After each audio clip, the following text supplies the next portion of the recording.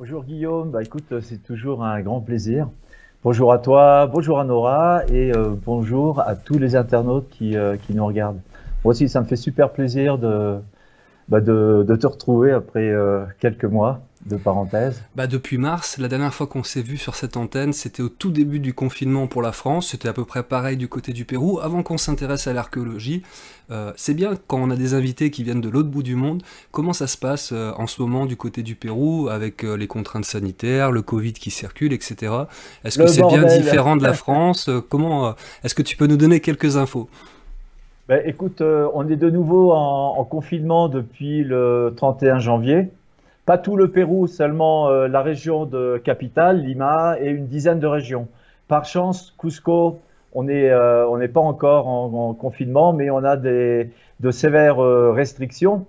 Mais bon, globalement, on va dire, il y a pire. Et c'est aussi je regarde les informations évidemment tous les jours en France. Beaucoup de gens se plaignent et parfois ils ont raison. Mais s'ils regardent ce qui se passe dans d'autres pays, comme en France, comme au Pérou, c'est le gros bordel. On est en plein un vaccin guette depuis 2 jours ici au Pérou, puisqu'on a appris que l'ancien président qui a été destitué il y a quelques mois a reçu le vaccin contre le Covid et une partie de son gouvernement et puis des gens assez riches, du showbiz, etc. Il y a à peu près 400 personnes qui ont reçu depuis il y a 2, 3 mois le vaccin chinois. Alors là, la population au Pérou est dans les rues depuis aujourd'hui, justement pour crier scandale, quoi, parce que c'est d'abord tous les nantis qui ont reçu, enfin tous les nantis, en tout cas certains nantis qui Qui ont des se sont fait passe-droits. vacciner, ouais, voilà, qui ont des passe-droits, qui se sont fait vacciner il y a déjà quelques mois, depuis le mois de novembre, je crois. Et il y a déjà 4 démissions du gouvernement actuellement, et c'est pas terminé. D'accord. Enfin voilà, donc euh, en France, je pense que vous êtes quand même bien lotis malgré malgré tout. Après, on Nous va ici, nous ici le vaccin. Moi, je suis pour le vaccin, hein, soit dit en passant, mais il va falloir que nous attendions, nous le pauvre peuple. Il va falloir qu'on attende 6 mois, 7 ans, 7 mois, peut-être à la fin de l'année, pour recevoir les premiers vaccins. Voilà. C'est un peu le problème des pays du tiers-monde, des pays du tiers-monde. D'accord. Donc ouais, autre ambiance du côté du Pérou. Bah, comme ça, c'est bien. On a les informations en direct de source sûre. Donc merci pour ça. Alors ce soir, Thierry, on a décidé de faire un petit tour d'horizon des différents dossiers qui parcourent ta carrière d'explorateur, d'archéologue. Et Ouais, il y en a un dossier central, et on va y passer du temps un peu ce soir, c'est Paititi, cette fameuse cité légendaire perdue au ouais, milieu de la forêt amazonienne. On va voir tout qu'il à y a des fait. projets, il y a des choses qui vont se mettre en place prochainement. Il y a des projets, il y a des progrès. Très bien, projet, progrès. On a déjà deux rimes pour notre chanson. Je prépare le refrain. Ok, Et puis il y a deux autres dossiers qui, eux, bah, sont venus un petit peu par hasard dans ton parcours. tout à fait. Ces Mhm. fameuses momies de Nazca qui sont sorties de nulle part, faut le dire, Ouais, et tout à fait. qui se sont présentées à toi. Ça a beaucoup fait parler et on va y revenir en début d'émission. Et puis on touchera quelques mots aussi sur le site du Machu Picchu, puisqu'on avait fait une émission ensemble. Et il y a un livre Ouais. d'ailleurs qui était sorti à ce sujet-là, je vous le montre les amis. Hop, Machu Picchu, non, par là Guillaume, voilà, la chambre secrète. Et tu nous diras aussi où ça en est, si ça a bougé, ce que tu en penses, comment tu vois les choses évoluer pour ce dossier-là, de cette fameuse chambre secrète sur le site du Machu Picchu. Avec Cusco, Cusco, Cusco. Ouais, parce que c'est pas possible, ils sont en train de se foutre de notre gueule. C'est pas possible. Toi, donc les analyses de l'université d'ICA, pour l'instant, il n'y a rien d'annoncé officiellement, il n'y a pas de résultats et Non, pas d'études qui sont sorties, mais tu nous confirmes les momies sont pas dans un coin oubliées, non, non, stockées, et il y a vraiment des études qui sont encore entreprises, et tout à on a fait. des chances d'avoir de nouvelles infos et de nouvelles données sur ces momies-là. Oui, dans le courant de l'année, il va y avoir également des études sur les œufs contenu à l'intérieur de l'abdomen de Louisa. Et pour répondre plus directement à notre ami internaute, il est effectivement possible de regarder, de venir voir ces momies à l'université d'Ica tous les vendredis. Et l'entrée est gratuite. Ah ben Voilà. voilà. Voilà. Maintenant, le reste du matériel archéologique, bon ben, découvert par Mario, il est entre les mains de son propriétaire, enfin de son propriétaire, de son découvreur en tout cas. Et on espère qu'ils sont dans de bonnes conditions. Ouais, donc ce fameux Mario, effectivement, il y a encore des momies dans la nature, puisque tout le matériel qui aurait été récupéré dans ces grottes n'est pas parvenu à l'université d'Ica. Est-ce que toi, tu es toujours en contact avec ce Waqueros, ce Mario, qui était une figure centrale dans le dossier des momies de Nazca?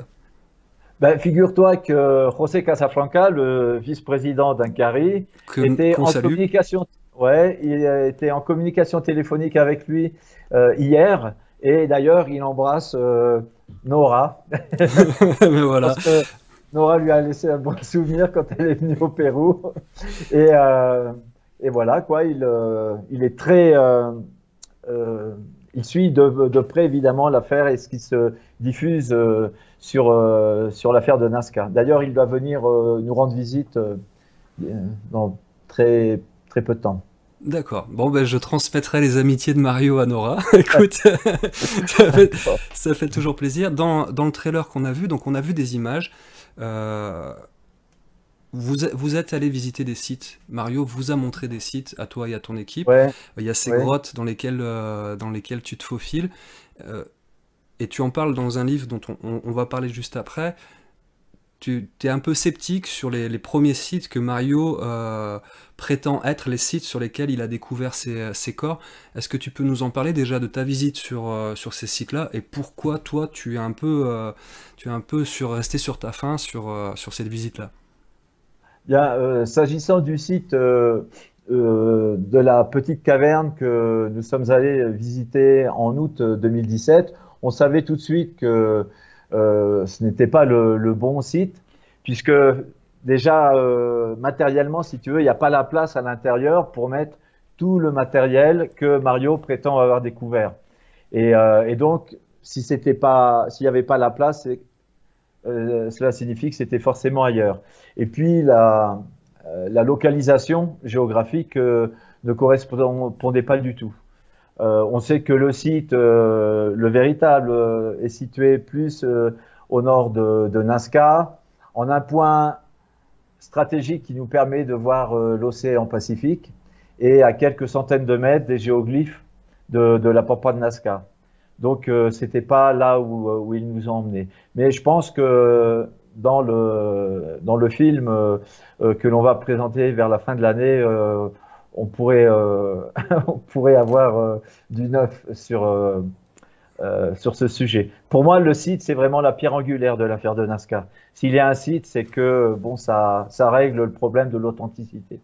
On vient de nous annoncer que le garde-parc il est à chemin et qu'on doit attendre jusqu'à demain matin pour pouvoir pénétrer dans le parc national. Et le permis il est OK, tout va de bien, quoi.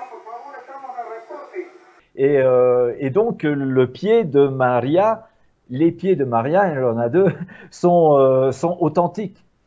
Et bah, à la limite, rien que ça nous montre qu'on n'est pas devant un pied, devant un corps Homo sapiens. Ouais, Mario ne peut pas avoir coupé, ni lui, ni ses complices éventuels, ne peuvent pas avoir coupé le talon de Maria pour lui donner un aspect non humain. Parce qu'on le verrait dans les scanners HD et F2P travaille actuellement sur les scanners réalisés par l'UNICA, puisqu'il lui communique un scanner 128 coupes et F2P me dit j'ai beau regarder, je ne vois pas d'intervention extérieure. Ça me semble authentique, ça me semble genuino, on dit ici en espagnol, authentique, on va dire. d'accord. Ouais, donc Intact. encore une fois, des éléments qui arrivent et qui nous font dire ouais, non mais arrêtez les gars, vous voyez bien qu'il y a du concret. Oui, tout à fait. Mais bon, il reste des interrogations. Par exemple, les têtes des petits gris, c'est vrai elles ressemblent étonnamment à des parties de crâne, de la main, etc. Ça, on peut pas le nier. Mm. Mais quid du reste du corps? Les côtes circulaires, par exemple, si elles ont été montées dans le cadre d'une fraude ou dans le cadre d'une pratique ancestrale, hein, pour reproduire peut-être des corps, des êtres qu'ils auraient vus il y a 1000 ou 2000 ans. Sur quel animal ils seraient allés chercher des côtes circulaires? Et la foucou, là, tu sais, le bréchet, tu sais, des oiseaux, l'équivalent du bréchet, là, que l'on retrouve chez certains dinosaures, sur quel animal ils sont allés le chercher? Et puis les œufs, et puis l'oviducte que l'on voit chez Josefina et le cloaque. Comment on aurait pu fabriquer ça de toutes pièces? Moi, je l'ai toujours dit, moi, c'est peut-être la chose qui m'a le plus convaincu quand il y avait eu ces réunions que vous aviez fait avec des représentants des autorités péruviennes. Il y avait eu, on avait retransmis ça en direct. C'était la fois où Nora s'était rendue au Pérou pour couvrir un peu la chose, et que les chercheurs avaient présenté tout l'appareil génital et reproducteur de Josefina. Oui, oui. C'était bluffant. Et souviens-toi, Guillaume, qu'on avait découvert un 4e œuf en formation qui ne mesure que quelques millimètres et qui était à l'intérieur de l'oviducte. C'est quand même balèze, quoi. Alors moi, ok, ils ont pris ça d'un animal, mais quel animal? Et puis après, faut réunir tout ça, quoi, pour lui donner un aspect harmonieux, on va dire.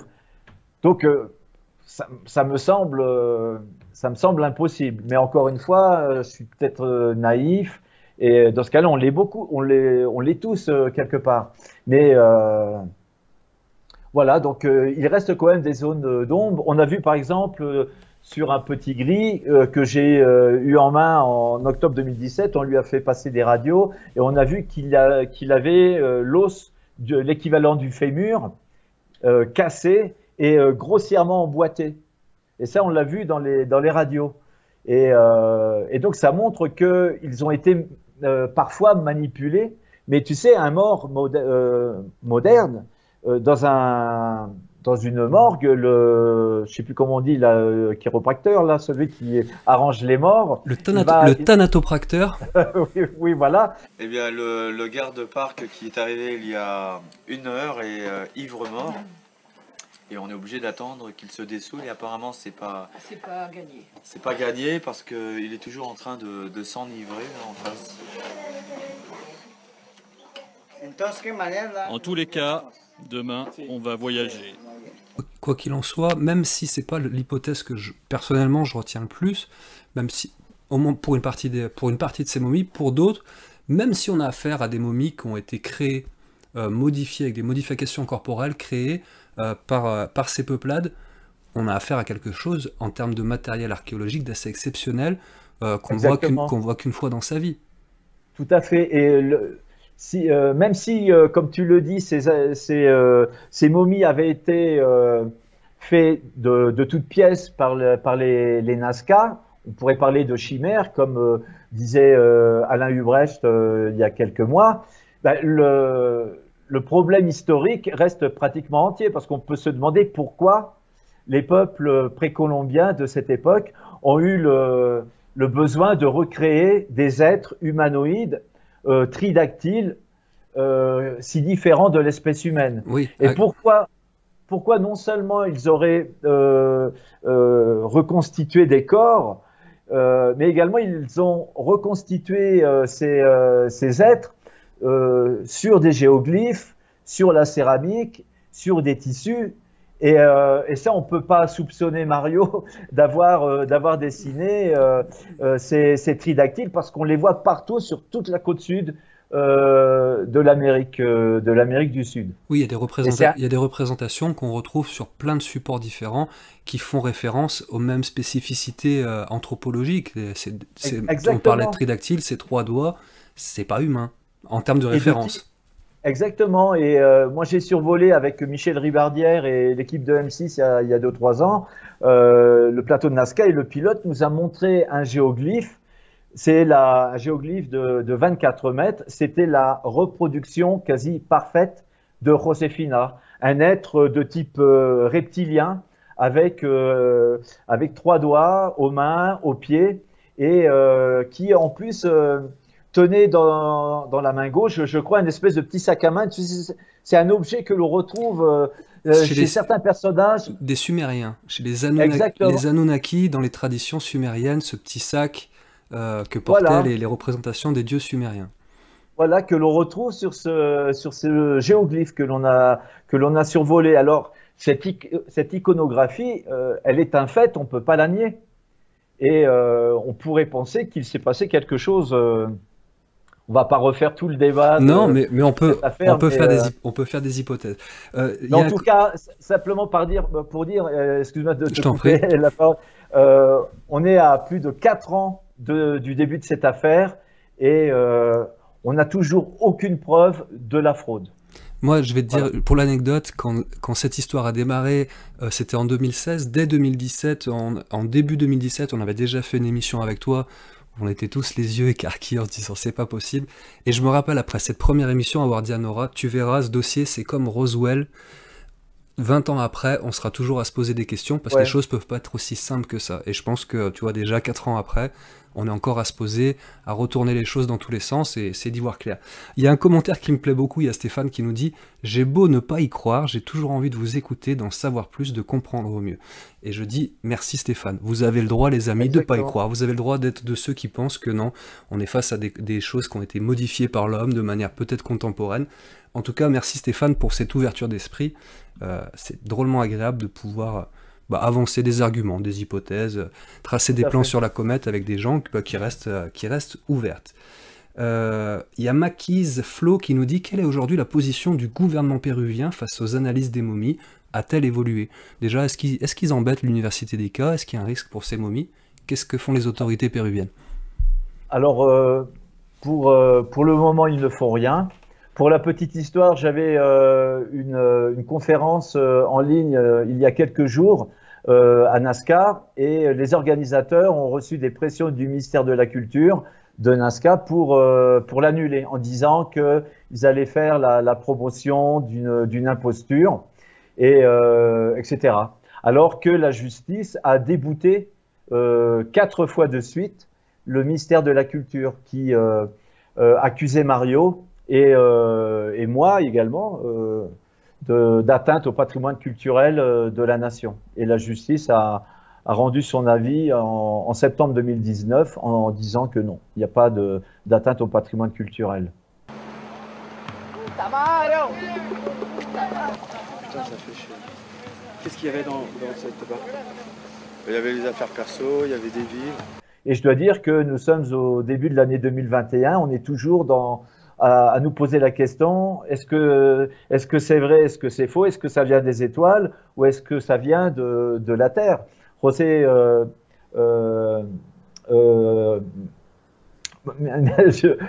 de la Cruz, pardon, le biologiste mexicain, pense que il est très possible que ça vienne d'une espèce terrestre qui aurait pu peut-être évoluer parallèlement à nous et pourquoi pas. Ça reste dans les hypothèses. Voilà. Y a notre ami Yves Herbeau que je salue, qui nous dit pas obligatoirement salut. Qui nous dit pas obligatoirement une fraude moderne, ou alors il faut prouver la modernité des mutilations. Effectivement, comme on disait tout à l'heure, si c'est une fraude, le terme est mal approprié. Si ça a été fait il y a 7000 ans, on ne peut pas parler d'une fraude, on pourrait parler de pratiques cultuelles et qui font référence à des choses qui peut-être nous dépassent. Tout à fait, j'en parlais avec Yves, que je salue. Donc, ça a peut-être, parmi les hypothèses, été une reconstitution des Nazca ou de certains autres peuples, puisque certaines datations datent de près de 7000 ans. Mais si tel est le cas, le problème historique et archéologique est pratiquement le même. Parce que pourquoi des peuples, il y a 2000 ans, ont eu la nécessité de reproduire ce genre d'être tridactyle. Et encore une fois, comme on le disait tout à l'heure, avec quels os pour les côtes des petits gris, la foukoula, comment dans le cas de Maria, on a des empreintes digitales qui ne sont pas Homo sapiens. Comment on recrée de fausses empreintes digitales? C'est plus compliqué de faire un billet de banque, hein, un faux billet de banque. Je pense qu'il aurait été plus simple, effectivement, de faire des faux billets pour gagner de l'argent que ces corps-là. Alors, tout à fait. C'est très rigolo sur le chat, il y a forcément des gens qui sont, appelons ça, je ne sais pas si c'est le bon mot, des détracteurs, qui ont une vision très scientifique, mais pas si scientifique que ça, parce qu'il me semble que la science mérite un peu d'ouverture d'esprit et un peu de recul. J'ai vu des commentaires donc qui disaient la science a prouvé que c'était faux. Et effectivement, certaines analyses scientifiques, certains arguments scientifiques amènent à croire que des parties de certaines de ces momies sont modifiées, on a face à des modifications corporelles. Mais en ayant un esprit scientifique ouvert, on est bien obligé aussi de dire qu'il y a des arguments scientifiques qui disent regardez, ça n'existe pas et c'est pas trafiqué. Ouais. On connaît pas, on sait pas ce que c'est. Ouais. Hier, on ne pouvait pas passer avec la pirogue ici. Aujourd'hui, on pourrait le faire, mais malheureusement, on n'a plus la pirogue. Et donc, c'est parce qu'on considère que les analyses ADN sont très sûres. Ces analyses ont été faites dans plusieurs laboratoires. Elles ont été vérifiées après la conférence au Congrès et elles ont été comparées avec plus d'1 million de races, d'espèces animales et végétales. Et ils ont conclu que ça n'appartenait pas à des espèces connues. Alors bon, moi encore une fois, je ne suis pas spécialiste et je répète bêtement le contenu des rapports. Ça reste des faits relativement parlants et qui méritent encore une fois qu'on reste les yeux grands ouverts sur le dossier. Tout à fait, tout à fait. Et sans être manichéen dans un sens ou dans un autre, on est quand même obligé de reconnaître que la science est face à une grande interrogation et qu'il y a au jour d'aujourd'hui, 16 février 2021, beaucoup plus d'éléments qui militent en faveur de l'authenticité que d'éléments qui militent en faveur d'une fraude. Et comme le dit Yves Herbeau, ça pourrait très bien être également, dans certains cas, des reconstitutions faites à l'époque des Nazca ou des cultures préhispaniques. Pour autant, ça n'en ferait pas une fraude. Regarde, un exemple très concret, c'est Victoria. Victoria, on a fait l'analyse ADN et carbone 14 des os d'une vertèbre et d'une partie de la hanche droite. On a conclu au niveau des radiocarbones qu'elle avait à peu près 800 ans. Nous, à l'Institut Inkari, on a fait dater la peau, puisqu'il y a des traces de peau dans le dos de Victoria. Et on a abouti à des résultats qui montrent à peu près une datation 1040 après Jésus-Christ. Alors, il y a 150 ans de différence entre les deux, mais grosso modo, il y a de la cohérence. Et si ça avait été un corps reconstruit par des waqueros modernes, j'aimerais bien que les détracteurs m'expliquent comment ils seraient allés trouver dans le désert des os et puis des morceaux. Et de la peau, voilà, et de la peau capable d'être retendue, réajustée sur... ouais. Voilà, et tu sais, dans le désert, une peau de serpent qui a quelques mois, qui a quelques années ou qui a 200 ans, on ne fait pas trop la différence. Il a mal compris, je ne l'ai pas dit à 10 h du soir, je 10 h du matin, quoi. Maximo, reportate, caramba, hombre. Bah alors, Paititi, pour faire très très court, c'est une cité que les Incas ou leurs prédécesseurs auraient construit en forêt amazonienne. Et c'est aussi l'endroit où ils seraient allés cacher une partie de l'or des Incas après l'invasion espagnole. Il y a une histoire de rançon après l'assassinat d'Atahualpa, le dernier empereur, et la Coya, son épouse, qui cheminait vers Cajamarca avec 15 ou 20 000 lamas chargés d'or pour verser aux Espagnols en échange de la liberté d'Atahualpa. Apprenant l'exécution d'Atahualpa, cette impératrice aurait pris la direction de la forêt pour aller cacher ces chargements d'or. Et c'est à ce moment que l'on commence à entendre de la bouche même des Indiens un mot mystérieux comme ça, qu'il se murmurait à l'oreille, celui de Paititi. Et les premières références, c'est 1534 à peu près, c'est-à-dire quelques mois après l'arrivée des Espagnols et la chute de l'Empire. Alors, en raison de cette histoire de rançon, on a souvent parlé de Paititi Eldorado. Et même ici, au Pérou, on parle souvent de Paititi Eldorado. Il y a eu tout ce fantasme sur ce trésor qui est réel, hein, mais Paititi, pour nous, c'est d'abord et avant tout une relique archéologique, un grand trésor historique et pour moi, à titre personnel, le plus grand trésor que l'on pourrait trouver dans les entrailles de Paititi, c'est des traces de l'écriture. Cette fameuse écriture perdue des Incas qu'on appelle la Quelca, dont on entend parler, dont on a des références, mais on n'a encore jamais retrouvé des traces de cette fameuse écriture. Et pour moi, c'est le trésor des trésors, et c'est ce que pourrait renfermer Paititi. Paititi peut être une seconde capitale de l'Empire Inca, comme un fief secret des Incas. Paititi viendrait du vocable quechua Paitiquin, qui signifie jumelle ou semblable à. Et donc, on pourrait penser que c'était peut-être une ville jumelle de Cusco, et une capitale de la connaissance, une capitale du savoir, nichée quelque part dans les contreforts, les derniers contreforts andins de la forêt amazonienne. On sait que Paititi n'a pas été construit au niveau de la mer. Si tu veux, donc il y a beaucoup d'explorateurs à travers les siècles qui l'ont cherché en pleine forêt amazonienne. Même le colonel Fawcett, qui est mon héros d'enfance, était parti chercher sa cité Z dans le Mato Grosso. Il ne l'a vraisemblablement jamais découvert.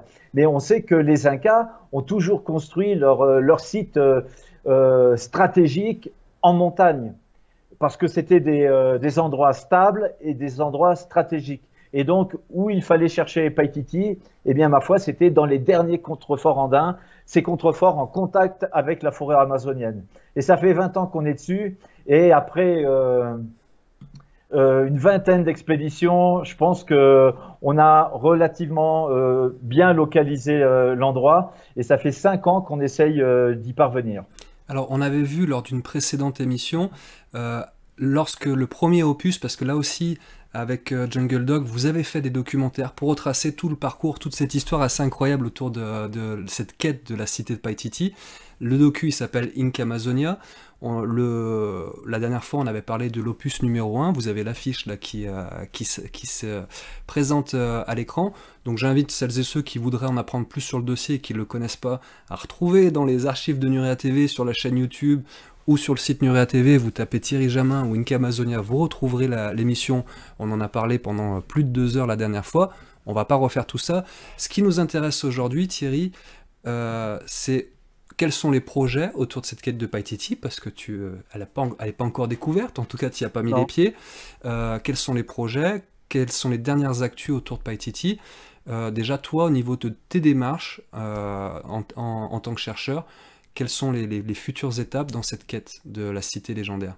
Donc plusieurs natifs nous ont parlé, donc on essayait de la localiser, et au retour de notre campagne de 2011, j'ai pris contact avec mes partenaires de Spot Image qui sont devenus Astrium et aujourd'hui Airbus Defence and Space pour leur demander de nous produire une image chat de cette zone avec les points GPS, et quelle n'a pas été ma grande surprise de voir en plein milieu de cette photo satellite magnifique une étrange montagne carrée de 1000 mètres de côté orientée nord-sud. Et alors c'était forcément cette montagne parce qu'il n'y en a pas d'autres comme ça. Et puis un grand rebondissement quand on s'est aperçu en étudiant ces photos satellites qu'à l'ouest, à quelques centaines de mètres de cette montagne, il y avait 2 lacs jumeaux et un lac carré. Et dans plusieurs chroniques de l'époque, du XVIe, du XVIIe siècle, on nous dit que Paititi a été construit près de lacs jumeaux. Et donc, on a tout un faisceau d'informations que l'on a collectées sur le terrain pour nous dire que c'est la localisation de Paititi. Et quand on a montré nos images satellites aux natifs de la communauté Matsiganga de Timpia, je me souviens qu'ils se sont regardés entre eux avec un petit sourire et en nous disant oui, c'est Paititi, c'est le site de Paititi. Et ils nous ont même expliqué qu'en 2003, lorsque le gouvernement péruvien a fait la délimitation du sanctuaire de Megantoni, qui a été créé officiellement en juillet 2004, eh bien, ils ont organisé, les autorités péruviennes, du ministère de la Culture, du ministère de l'Environnement, ils ont organisé une expédition en hélicoptère pour essayer de localiser cette montagne et ces lacs. Et ils étaient avec les Matsiganga et ils n'avaient pas pu la localiser.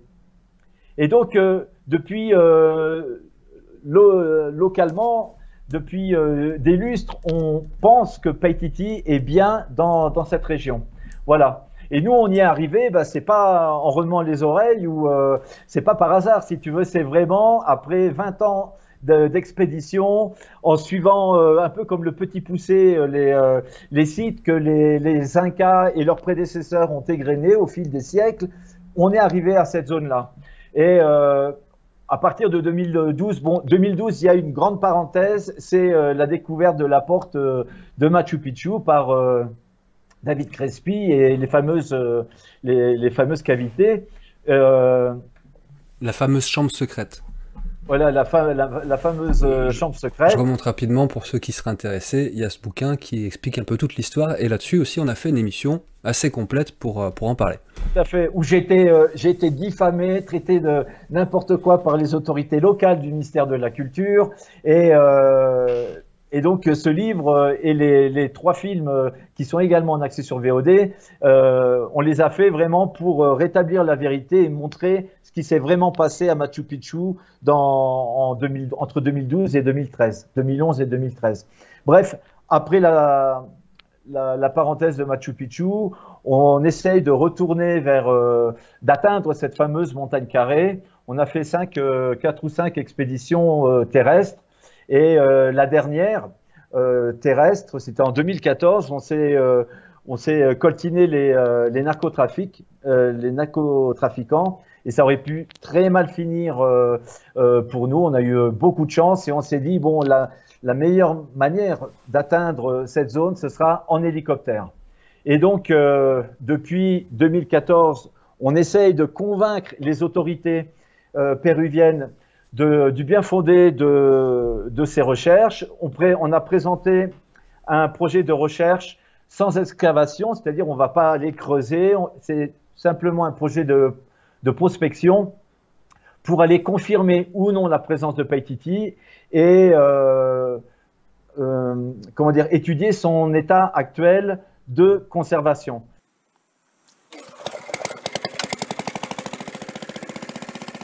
Trois heures passent encore. Où vous êtes là? Là, un peu plus bas que vous, à 100 mètres. Bon, enfin, ils sont arrivés là. Et depuis le Rio Incipiato, ils ont fait un sentier là, magnifique. Donc demain, on va pouvoir suivre ça sans aucun problème. Et donc, nous, on pense qu'on va tomber sur un site en très mauvais état de conservation. Évidemment, les fameux trésors d'or de la Coya, il y a belle lurette qu'ils ont été pillés, qu'ils ont été volés. Il y a peut-être une partie de ce trésor qui a été jetée dans les fameux lacs dont je t'ai parlé, puisque c'est ce que raconte également la tradition, notamment certaines chroniques parlent de la Yahuirca, qui était une chaîne en or qui faisait à peu près 250 mètres de long avec des petites tuilettes. Et les Incas la faisaient déambuler dans les rues de Cusco pour mimer un peu le mouvement d'un serpent. Et c'est l'empereur Huayna Capac qui l'avait fait construire, qui l'avait fait fabriquer pour commémorer la naissance de Huáscar, le demi-frère d'Atahualpa. Et donc cette chaîne aurait été jetée dans un lac près de Paititi. Alors quand on voit la profondeur apparente de ces fameux de ces fameux lacs qui ressemblent beaucoup, tu sais, Guillaume, au cénote de la région des Mayas. Au Yucatan, on dirait des puits. Ça a l'air vraiment très profond. Ouais, comme Donc, ça paye pas de mine. On voit deux lacs juxtaposés. On dit, bon, ben voilà, il y a deux mares. Excuse-moi l'expression. Tu confirmes, toi, que c'est des trous d'eau relativement profonds. Ouais, ça a l'air assez profond parce qu'on a étudié ces lacs même en pleine saison sèche et ils sont toujours pleins. Donc il doit y avoir un système très intéressant d'ailleurs, entre parenthèses, géologiquement. Il doit y avoir des connexions intéressantes. Et donc une partie de ce matériel existe peut-être encore dans ces lacs, mais on ne pense pas qu'on trouvera dans les murs de Paititi des statues en or ou des objets comme ça. Tout ce qui a une valeur sur les marchés officieux de l'art archéologique a déjà disparu. Il y a beaucoup de questions, il y a une question qui revient souvent, pardon. C'est une technologie que certains appellent le LIDAR. Alors moi je connais pas spécialement. Apparemment c'est un outil de détection. Est-ce que tu connais cette technologie? Est-ce que c'est quelque chose que vous avez utilisé ou que vous comptez utiliser dans le cadre de cette quête de Paititi? Alors c'est une technique très intéressante, mais par rapport à nos recherches à nous, si tu veux, pour utiliser un lidar, il faut soit le mettre sous un avion, une avionnette, soit sur un drone. Et un drone, ça veut dire que de toute façon, il faut s'approcher du site parce que les drones que l'on utilise actuellement pour ce genre à moins qu'il s'agisse de drones militaires. C'est pas les drones de l'armée américaine pilotés depuis un autre continent. Là, ce seraient des drones même de qualité qui ont une portée limitée de commande. Donc nous, le problème, ce sont les autorisations, surtout du ministère de l'Environnement. Et donc, pour utiliser le LIDAR, il faut de toute manière ces mêmes autorisations. Alors moi, je préfère descendre carrément en rappel avec mon équipe en hélicoptère et aller voir, puisque le point de descente en hélicoptère est à 300 mètres des ruines. 2 heures de l'après-midi pour la forêt, enfin dans la forêt c'est déjà un peu tard. On attend les réponses là actuellement parce que franchement il y a des responsabilités. Il y a des fonctionnaires qui vont devoir rendre des comptes. Hein. Et donc, on a tellement de problèmes d'ailleurs qu'on se dit, mais c'est pas normal. Le ministère de la Culture, mais surtout le ministère de l'Environnement, ils essayent de cacher quelque chose. Parce que vraiment, c'est pas logique les types d'obstacles que l'on nous oppose. Et quand on a vu les coupes d'arbres, on commence à comprendre un petit peu. Et on se demande si certains fonctionnaires ne couvreraient pas certains trafics. Ouais, il n'y a pas un truc plus gros derrière. Le porteur Machiganga qui s'est ouvert avec une paca. Il s'est ouvert le poignet.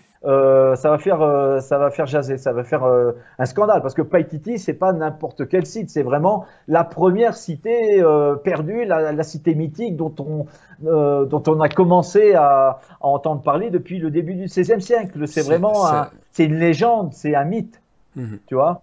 Ouais. Et alors cette année 2021, c'est le bicentenaire de l'indépendance du Pérou. Il va y avoir des commémorations au mois de juillet. Et quel meilleur cadeau que l'on pourrait faire au peuple péruvien en ces temps de pandémie, de tristesse, où tout le monde, en France c'est pareil, on est accablé de mauvaises nouvelles chaque jour avec ces statistiques et ces chiffres maudits de décès, etc. Enfin, on pourrait donner au pays et au patrimoine mondial un grand site archéologique et on essaye encore une fois de convaincre les autorités de nous laisser faire cette opération. Ouais, c'est l'année ou jamais, on en parlait l'autre jour, c'est l'année ou jamais symboliquement pour faire avancer des choses. Tout à fait, on a vraiment une bonne conjoncture. Alors évidemment, autant te dire qu'on va utiliser ce précédent de cette production là qui est allée dans la zone sans permis, de manière illégale. Mais c'est aussi le contexte économique au Pérou et à Cusco où 70% de l'économie ici, c'est le tourisme. Le tourisme s'est entièrement effondré à Cusco. Il y a pratiquement peut-être quelques touristes nationaux, mais il n'y a plus d'Européens, plus d'Américains, etc. Donc totalement sinistré. Et je pense que la découverte, l'officialisation de l'existence de Paititi pourrait vraiment créer une espèce de commotion au niveau mondial et donner à des millions de touristes l'envie de venir découvrir ou redécouvrir les richesses de ce beau pays, tu vois. Mais peut-être que les autorités péruviennes ont un autre plan par rapport à tout ça, ce qui expliquerait les blocages. Je sais que moi je suis toujours trop naïf, mais on sait que les touristes ne vont pas venir visiter les ruines de Paititi de toute façon avant 10 ou 20 ans. Mais au moins, ils peuvent déjà venir visiter les différents sites dont je te parlais tout à l'heure dans la vallée de Lago Llavero, de Chuchusmayo, etc. Parce que ils n'auraient besoin que d'un bon nettoyage pour les donner déjà accessibles aux touristes. Donc, on a vraiment une grande alternative à côté de Machu Picchu, parce qu'ici, Machu Picchu, mais les gens auront bonne mine quand Machu Picchu va dégringoler dans le fond de la vallée, ils n'auront plus rien pour promouvoir leur tourisme. Et donc, ici, au Pérou, dans le département de Cusco, ils ont la chance d'avoir ce matériel, cette richesse archéologique, et il faut l'exploiter à un moment ou à un autre, enfin l'exploiter, la mettre en valeur. Tout à fait. Et moi, je ne suis pas contre le tourisme. Je suis pour un tourisme intelligent qui soit donnant-donnant, c'est-à-dire les touristes, eh bien, qu'ils puissent accéder à ces sites, mais que ce soit également au bénéfice des populations locales qui leur permettent d'avoir des écoles, des dispensaires, l'accès à l'électricité, à Internet, à l'eau potable, etc. Donc, et d'ailleurs, toutes ces populations sont demandeurs de cette modernité, quoi. Donc, je pense que c'est vraiment 2021, ça peut être vraiment une bonne opportunité pour officialiser ce grand site. Pour moi, il n'y a aucun doute, c'est vraiment là que se situe la cité perdue. Et c'est ça la forêt, mes enfants, c'est ça la forêt. Yann qui dit que vont-ils chercher s'ils ont l'autorisation, point d'interrogation, l'or en priorité, point d'interrogation. Et là, tu as répondu tout à l'heure à Thierry en disant que toi, c'est pas le trésor que tu cherches au sens de l'or, c'est le trésor culturel et cette fameuse écriture. Tu peux nous en dire quelques mots sur cette écriture inca qui n'a pas encore été trouvée, enfin son origine? Oui, on en entend parler. Il y a un site archéologique extrêmement intéressant dans le parc national du Manu qui s'appelle Pucharo, où il y a des pétroglyphes. Il y a plusieurs parois. On a pu déterminer qu'il s'agissait d'une carte géographique mémoire. Il y a des montagnes, il y a les cours de Rio, il y a des soleils, etc. Je ne vais pas rentrer trop dans les détails. Pour moi, c'est quelque chose d'absolument unique au Pérou. Mais parmi ces centaines de glyphes, il y a également des espèces de cartouches à l'intérieur desquelles on trouve des symboles de type idéographique. Et on a pu voir, grâce à Pucharo, on a pu localiser une douzaine de sites archéologiques. Et on a remarqué, par exemple, que à chaque fois qu'il y avait un site avec de l'eau, un rio, etc., il y avait ce signe en forme de point d'interrogation. Et donc, on a vu comme ça l'existence de plusieurs signes idéographiques. Et c'est la raison pour laquelle Pucharo pourrait être pour moi un peu comme la pierre de Rosette de la civilisation inca. Et la civilisation inca, alors on s'étonne qu'elle était avancée sur le plan politique, technologique, etc., mais qu'elle n'avait pas inventé la roue ni l'écriture. Et pourtant, dans le quechua, il y a le terme écriture. C'est le mot kelka. Kelka signifie écriture, lettre. Et puis, il y a toute une lexicographie pour désigner celui qui sait lire, pour signifier le support de l'écriture. Et puis, il y a des légendes, des traditions, des chroniques qui parlent de l'existence d'un temple, le Puquincancha, qui était à quelques centaines de mètres d'où j'habite, dans le district de Santiago, qui était un peu les archives nationales de l'Empire Inca, où les Incas conservait à la fois les quipus, c'est-à-dire les cordelettes à nœuds qui servaient à la comptabilité nationale, mais on parle également de tablettes, des tablettes en or, commandées par l'empereur Pachacutec pour écrire l'histoire des Incas. Et puis on parle de tablettes sur bois ou sur peau également.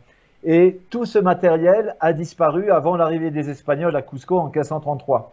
Et moi je me dis que Paititi, c'est un site qui n'a jamais été touché par les Espagnols. Eh bien, dans quelques temples, dans quelques cavernes de la montagne carrée, on peut des temples souterrains, on pourrait très bien imaginer retrouver des traces de cette écriture, les traces de la Kelka. Et la Kelka, l'écriture, c'est vraiment le trésor des trésors archéologiques. Tu trouves l'écriture, tu redonnes la parole à un peuple. Et donc, l'histoire commence avec l'écriture. Donc, pour moi, découvrir des traces d'écriture à Paititi, ce serait vraiment la consécration, ce serait vraiment le plus grand des trésors. Tu vois? D'accord. Donc, c'est peut-être ça que l'on trouvera dans les entrailles de Paititi. On croise les doigts. Voilà. Une autre question, toujours sur la montagne carrée, sur Paititi, c'est Chouani Tinkerbell qui te demande: le lac Carré pourrait-il être une entrée volontairement noyée par l'eau des autres lacs? Alors c'est très intéressant parce que beaucoup de personnes ont évoqué la possibilité qu'il puisse avoir des entrées dans le lac Carré. Pourquoi pas? On est quand même très étonné de la symétrie des deux lacs jumeaux qui sont vraiment l'un en dessous de l'autre et de ce lac Carré. L'une des hypothèses sur Paititi, c'est que les Incas ou leurs prédécesseurs auraient trouvé dans les montagnes du Pantiacoya de fabuleuses mines d'or et qu'ils auraient construit une cité à côté. Et c'est une hypothèse intéressante et l'existence de ces réservoirs, de ces lacs jumeaux, on se demande si, parce qu'il y a des canaux, on a vu qu'il y avait des canaux qui étaient en connexion avec chaque lac. On se demande si ce serait pas un système pour nettoyer du minerai, si tu veux. Mmh. Et bon, là, il faudra à l'avenir faire des recherches. Une fois qu'on aura officialisé l'existence de Paititi, il y en aura pour des années et des générations d'archéologues pour étudier le site. Et on trouvera peut-être des choses comme ça, mais des entrées à l'intérieur, pourquoi pas? Il va peut-être falloir prévoir un peu de matériel de plongée pour l'expédition. Ouais, ben on a un drone sous-marin, on a un plongeur qui doit participer à l'opération justement, et pour essayer de voir ce qu'il y a éventuellement à l'intérieur. Mais ça a l'air profond et ça a l'air quand même assez compliqué. D'accord. Affaire à suivre.